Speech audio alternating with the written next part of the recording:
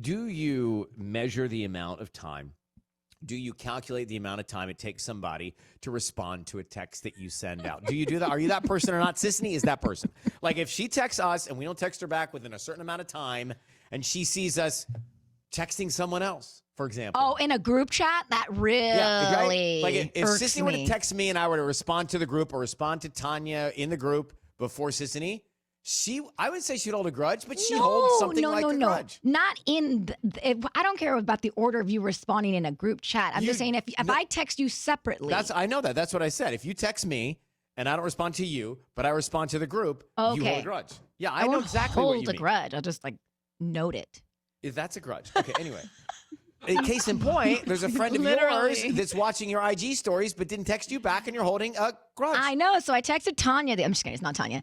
I have a friend that it was one of those things where I was like, oh my gosh, she was told me about this restaurant that she went to. And so I was trying to figure out what it was and I couldn't think of the name. So I texted her like, hey, what was the name of that? Da, da, da, da. Nothing. And then I went on with life and I forgot about it too. And then that night I was laying on the couch and I see that she's responding. Like she's actually saw my stories and responded in a group chat that we're in. And I was like, wait a minute. And so either she forgot about me and it's not that big of a deal.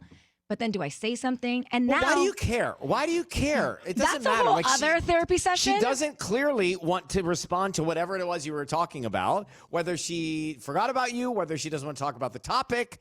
But don't let that navigate any of your emotion. That's the problem. Fine. And you're right. And I won't let that navigate my emotions. But what it made me realize is that I also do this. And so now I'm hyper aware of when someone texts me and I haven't responded to them. And then if I see their story, then that reminds me, I'm like, oh my gosh, I need to go respond to the text before I like their story. Yes. So so all this stuff is a calculation to you. What I do sometimes is if you don't respond, I think it seems now when I actually get it sent to me, it seems really harsh and rude, but I'll just send boop, question mark. Boop, one line, question mark. But it's harsh. I didn't know it was so harsh till I got a couple. You know what you can do that's a little bit cuter is the eyeballs. Like the two eyes just looking like, hello. So I use the microphone emoji and I say, is this thing on? That's better. Yes. The question mark is harsh. Yeah.